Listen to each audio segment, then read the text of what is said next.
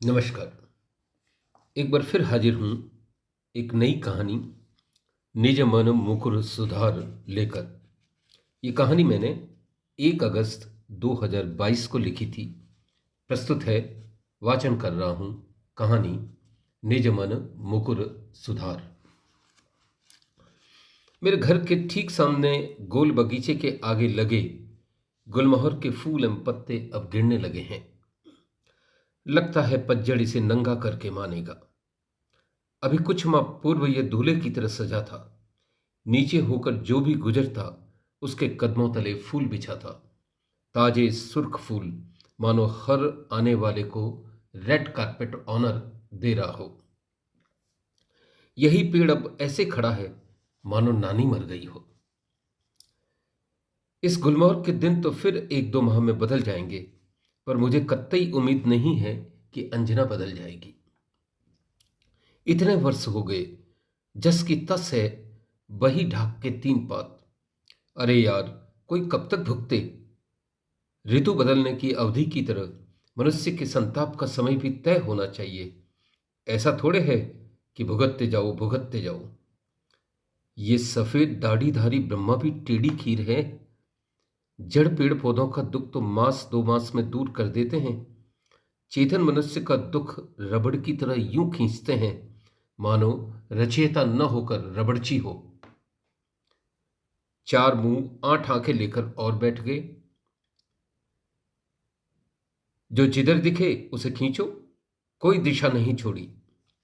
यकायक मुझे कुछ वर्ष पूर्व पुष्कर में देखी उनकी मूर्ति का स्मरण हो आया है। मैंने दर्शन किए तब तो अत्यंत सौम्य थे। आज ऐसे मुस्कुरा रहे हैं मानो कह रहे हो, तू ही तो आया था लुगाई मांगने। अब प्रभु 30 बरस तक ब्याह न हो तो अच्छे अच्छे माथा टेक देते हैं। मेरी अंजना की शादी को अब 10 वर्ष हो चुके हैं। अभी कुछ माह पूर्व ही हमने 10वीं वेडिंग एनिवर्सरी मनाई थी। जगत के सामने तो हम मुस्कुराकर ऐसे पोज दे रहे थे जैसे हम सब मेड फॉर ईच अदर जोड़ा अन्य न हो। पर मैं जानता क्या भुगत रहा हूं कि वह आई तब से कितनी शक की है। इतनी नजर तो मेरे बैंक का चौकीदार तिजोरी तक पर नहीं रखता। माना तिजोरी की हिफाजत उसी का काम है, पर वह भी सांस लेता है। लेकिन अंजना तो मेरी हर गतिविधि, यहां तक कि मेरे बैंक जाने से लौटने तक पर निगाह रखती है। अरे यार, अब तो बख्शो। अब तो 2 बच्चे हो गए हैं। बड़ी अभिज्ञा 8 वर्ष की है, उसके 2 वर्ष बाद अभिजीत हुआ। दोनों पूरे माँ पर गए हैं। कहते कुछ नहीं, पर उनकी आंखें बताती हैं, जैसे कह रहे हों, माँ को तंग मत करो वरना बड़े होकर पेल देंगे। पिल्लों, उसी की गोद में पड़े रहो। पापा तो सिर्फ गाड़ी में घुमाने, चॉकलेट दिलाने, आइसक्रीम खिलाने के लिए हैं। आइसक्रीम शब्द मुंह से निकलते ही दल बदल लेते हैं। तब दौड़कर मेरे पास खड़े हो जाते हैं। मैं कुछ कहूं न कहूं, फुर्र से उड़कर गाड़ी में ऐसे बैठते हैं कि कहीं मन न बदल लूं। कुल मिलाकर अंजना और उसकी बाल सेना मेरी आंख की किरकिरी बन गई है। इन टावरों को तो फिर मैं यदाकदा आंख दिखाकर वश में कर लेता हूं। अंजना दावी नहीं देती। उसका शक करना कोई आजकल की बात नहीं है। शादी हुई तब से वह इस रोग से ग्रस्त है। अब तो यह समस्या गहरा गई है। कोई एक बात हो तो बताऊं, यहां तो बातों का अंबार लगा है। मेरे विवाह हुए 3 वर्ष हुए होंगे। तब मेरी सेक्रेटरी रीटा थी। वो सुंदर सुशील तो थी ही, कार्य में भी बहुत पारंगत थी। कपड़े पहनने का सलीका काबिल तारीफ था। गोरे रंग पर अतिक्रमण करता सांवला रंग, पतले होंठ जिस पर वह अक्सर हल्की गुलाबी लिपस्टिक लगाती, तीखे नक्श एवं औसत से ऊपर कद उसके रूप को निखारते। सच कहूं तो उसे मेरे साथ देख स्टाफ वाले जलते थे। दोनों साथ खड़े ऐसे लगते जैसे फिल्म के हीरो हीरोइन हो। एक शाम बैंक से निकलते हुए रीटा की आंखों में आंसू देख मैं हैरान रह गया। उस दिन कार्य सामान्य दिनों से अधिक था। उसे 1 घंटा अधिक बैठना पड़ा। सारा स्टाफ जा चुका था। आज बैंक भी मुझे ही बंद करनी थी। स्थिति देख मैंने कहा, सॉरी रीटा, आज जरा देरी हो गई। अरे नहीं सर, ऐसी कोई बात नहीं है। इस तरह बैठना हमारे कार्य का हिस्सा है। रुमाल की कोर से आंखें पोंछते हुए उसने उत्तर दिया, फिर क्या बात है? निश्चय ही कुछ तो है। मेरा जिज्ञासु मन सही बात जानने को आतुर था। सर, मेरे पिता को कैंसर है। आज लौटते हुए मुझे उनकी रिपोर्ट्स बतानी थी। जाने क्यों उनका दर्द जहन में आ गया। आप अपने हैं, अतः दर्द आंखों में तैर गया। उस दिन मैं भीतर तक पिघल गया। मेरे भीतर एक अनचाहा दरिया उमड़ पड़ा। मैंने वहीं खड़े उसे छाती से लगाया एवं आश्वस्त करते हुए कहा, आप समझदार हैं, धैर्य रखें, ईश्वर सब ठीक करेगा। घर आकर कपड़े बदले तो कुछ देर बाद श्रीमती जी उतारा हुआ सफेद शर्ट लेकर आई एवं उस पर लगा लिपस्टिक का हल्का दाग दिखाते हुए कहा, जरा ध्यान रखा करें, ये दाग मुश्किल से छूटते हैं। मैं सक पका गया। कुछ कहता उसके पूर्व उसने एक लंबा काला बाल आगे कर दिया एवं सीधे बोल पड़ी, किस माशूका को बाहों में भर के आ रहे हो? उसकी आंखों से चिंगारियां बरस रही थी। उसकी बात आधी सच थी। रीटा को मैंने बाहों में लिया था। मैं उसके सबकी स्वभाव से परिचित था। सच बताता तो वो चीर देती। हरगिज नहीं। वह तो आज किसी औरत का लॉकर खुलवाते हुए वह कदम चूक गई और मुझ पे गिर पड़ी। मैंने उसे संभाला। मुझे क्या पता था वह ये निशानियां दे जाएगी। ये तो होम करते हुए हाथ जल गए। मैं साफ मुकर गया। रीटा ने सुना एवं चुप रसोई में चली गई। उस रात वह मुझसे कुछ नहीं बोली। उसकी आंखों में मेरे प्रति मूक तिरस्कार उतर आया था। मैं भी चुप रहा। मुझे लगा एक बताने से 10 पूछेगी। यही सोच लेकिन मुझ पर भारी पड़ गया। उसी दिन से शक का कीड़ा उसके भीतर तैर गया। वो मुझ पर निगाह रखने लगी। कब उसका कॉल आता है, मैं कितनी देर बात करता हूं, आदि आदि। उसका सीधा शक रीटा पर था। मैं ताड़ गया। अब जब भी रीटा का कॉल आता मैं मोबाइल बंद कर देता। थोड़ी देर बाद अंजना को व्यस्त देख दरवाजे के बाहर सड़क पर आता अथवा बगीचे में जाता एवं वहीं बात करता। बात पूरी कर तुरंत नंबर डिलीट कर देता। अब आवश्यक निर्देश व्हाट्सएप पर अथवा ईमेल पर देता एवं यथासंभव इन्हें भी हटा देता। न होगा बांस, न बजेगी बांसुरी। मैंने बचपन में एक लोकोक्ति सुनी थी, शंका डायन मनसा भूत, अर्थात भूत डायन सभी मन से उपजते हैं। इन्हें जड़ से मिटाना ही उचित है। बड़े बुजुर्ग ठीक के गए हैं। वहम का इलाज हकीम लुकमान के पास भी नहीं था। मेरा दुर्भाग्य, इन सभी बातों ने अंजना का शक और पुख्ता कर दिया। वह जब तब मेरा मोबाइल देखने लगी। वह भी एमएससी कंप्यूटर साइंस थी। इन सभी तकनीकियों से खबरदार थी। रीठा को लेकर घर में एक लंबे समय तक क्लेश रहा। एक बार मैंने उसे डांटते हुए जब कहा कि उसका दिमाग खराब है तो वह फट पड़ी। मुझे समझ नहीं आता आप रीटा को कॉल कर डिलीट क्यों करते हो? आखिर आपके मन में क्या पकड़ा है?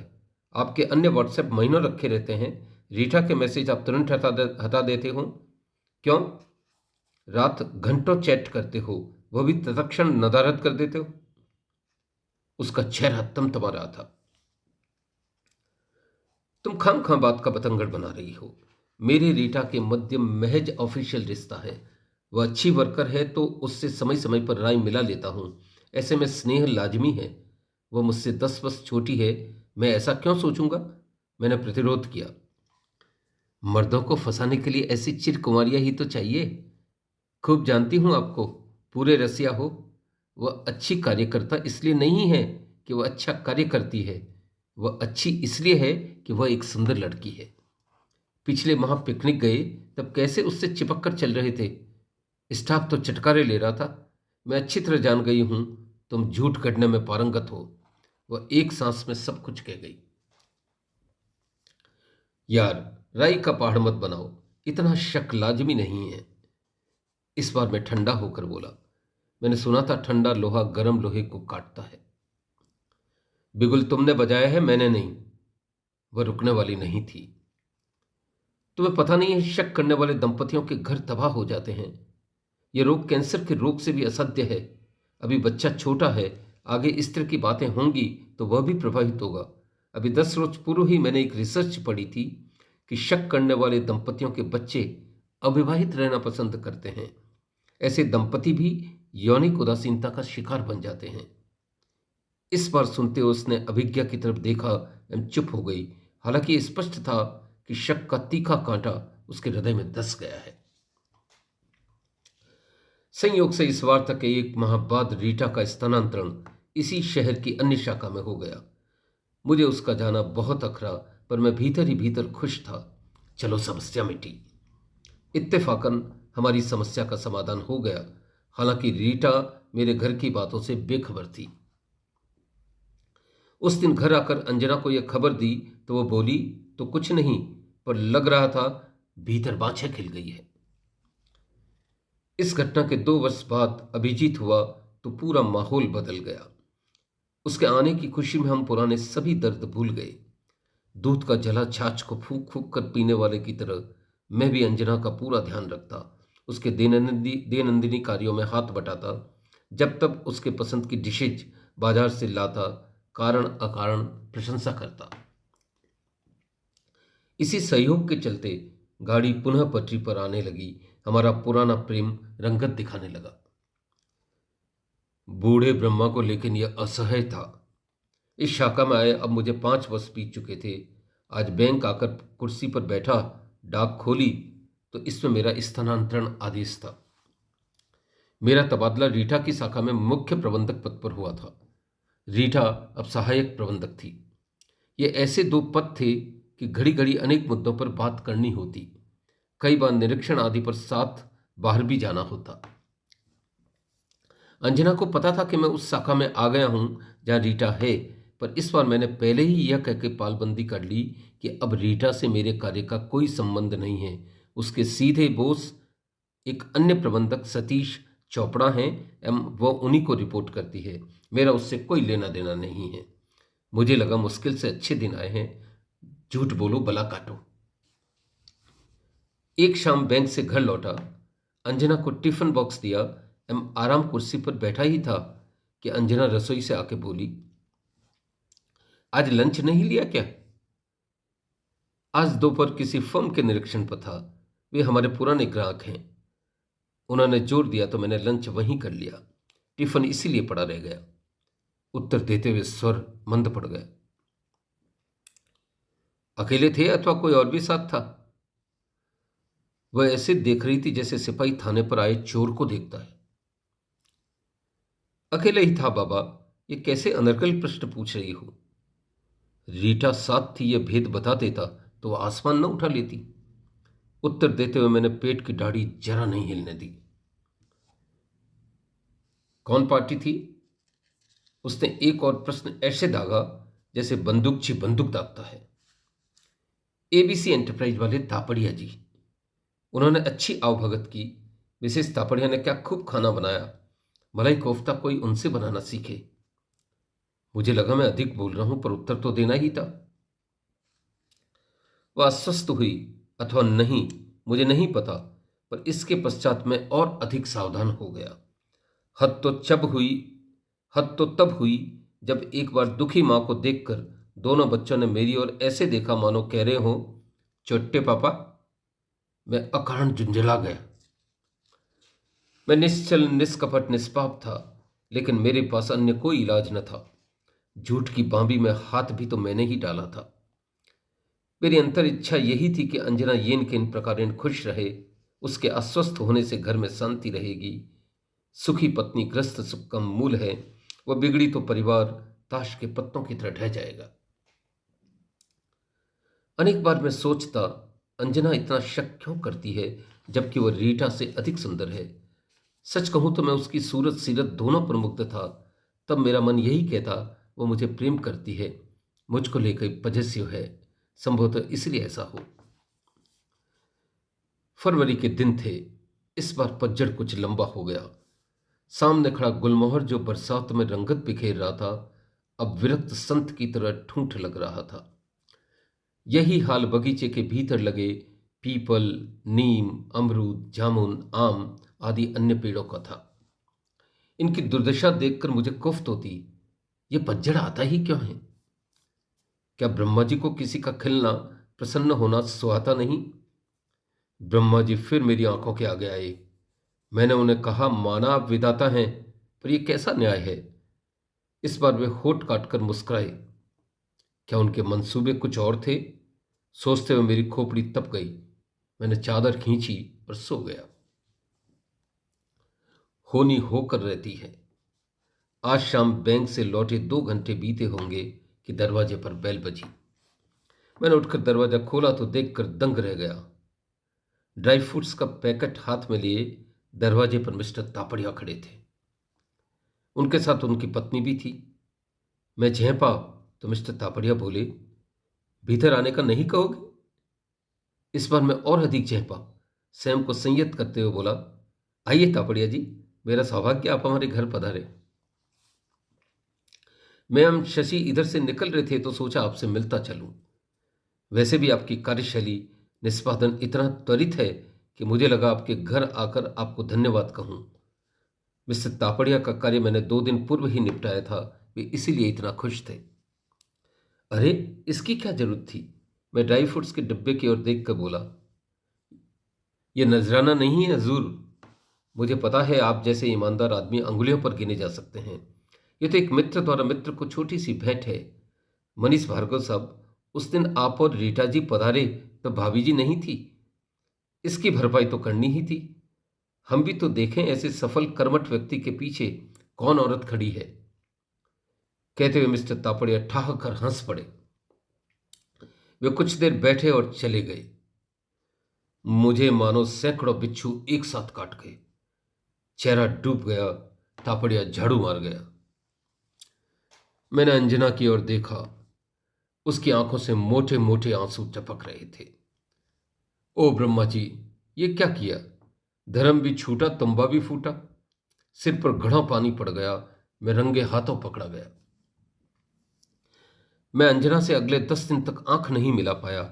अब शक नहीं, वह आश्वस्त थी कि मैं महज झूठा ही नहीं, लुच्चा, लफंगा, लोफर एवं 1 नंबर का अय्यास हूं। संदेह के स्याह बादलों ने उसके सोच को अवरुद्ध कर लिया। एक शाम बैंक से घर आया तो अंजना की तेज भरी हुई आवाज सुनकर दरवाजे पर ठिठक गया। अंजना फूट फूट कर रोते हुए अपने भाई से बात कर रही थी। चिकडोर के पीछे खड़े मैंने कान चौकन्ने किए। वह कह रही थी, भैया मेरे तो भाग फूट गए। इतने वर्षों की तपस्या खाक में मिल गई। तेरे जीजा को मैं देवता समझती थी। इतने 30 त्योहार किए, करवा चौथ के व्रत किए, पर ये तो धोखेबाज निकले। ऐसी जिंदगी से तो मर जाना अच्छा है। मैं मरूंगी तभी न अकल आएगी। ऐसे विश्वासघाती को सबक मिलना ही चाहिए। इसके आगे मैं सुन नहीं पाया, वहीं काट हो गया। अब स्थिति गंभीर थी। दूसरे दिन मैं एक मनोचिकित्सक से मिला। उसने कहा, आप जो कुछ बता रहे हैं उससे लगता है आपकी पत्नी डिल्यूजनल डिसऑर्डर्स अर्थात भ्रांति के रोग की शिकार है। पजेसिव अति मोहग्रस्त लोग बहुधा इसके शिकार बनते हैं। आत्मविश्वास की कमी इसे और बढ़ाती है। इसी के चलते उसकी असुरक्षा एवं भय दिनों दिन बढ़ता गया। आपके झूठ बोलकर बचने, डिफेंस लेने के तत्कालिक समाधान ने इस समस्या की आग में घी का काम किया है। आप उससे बात करें, उसे स्पेस दें, यहां वहां देशाटन पर जाएं, फिल्म देखें, इससे शायद समाधान मिले। डॉक्टर ने बात पूरी की। मैंने सब कुछ किया, उसे मनाया, उसके गुणों का बखान किया, देशाटन पर गया, कीमती उपहार लाया, पर हर प्रयास समाधान की बजाय उसका शक पुख्ता करता गया। अब मेरे पास कोई विकल्प नहीं था। मैं थक गया। अच्छा खासा स्मार्ट बंदा था, दिन दिन सूखने लगा। अंजना ने कुछ अप्रत्याशित कर लिया तो तब क्या किसी को मुंह दिखा सकूंगा? इसी उधेड़बुन में मुझे स्वर्गीय मां की याद आई, जो कहती थी, जब सारे प्रयास निरर्थक हो जाए तो सच्चे दिल से ईश्वर को पुकारो, अवश्य कोई उपाय निकलेगा। मैं हनुमान जी का भक्त था। बचपन में मां के साथ अक्सर चालीसा पढ़ता, पर अब तक वह भी भूल चुका था। मां कहती थी, विकट समय में उनसे बड़ा कोई अवलंब नहीं है। आज शाम बैंक से घर लौटा तो मैंने नहा धोकर पूजा की, अलमारी से हनुमान चालीसा निकाली। मैं पूर्ण तन्मयता से पढ़ने लगा। आश्चर्य, मुझे दूसरी पंक्ति में ही समस्या का समाधान मिल गया। निज मन मुकुर सुधार। ओह, जितनी सुंदर पंक्ति थी उतना ही सुंदर भावार्थ भी था। पहले हम मन का दर्पण साफ करें। प्रभु कृपा फिर दूर कहाँ है? वे तो सदैव निर्मल मन में निवास करते हैं। ये बात संसार के हर ग्रंथ में लिखी है, हम समझते कहाँ हैं?